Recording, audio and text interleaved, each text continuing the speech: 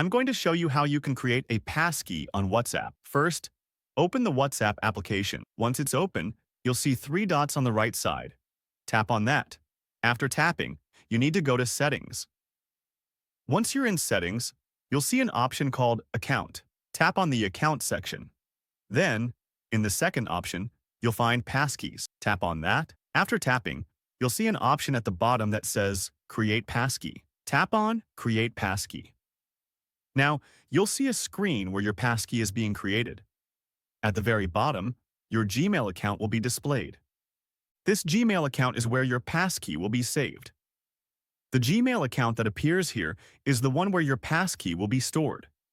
If you want to change the Gmail account, simply tap on it and select the account where you'd prefer to save your passkey. Now, just tap on Continue. After that, you'll need to verify your screen lock. And that's it. Your passkey has been created and is ready to use. So this is how you can create a passkey on WhatsApp.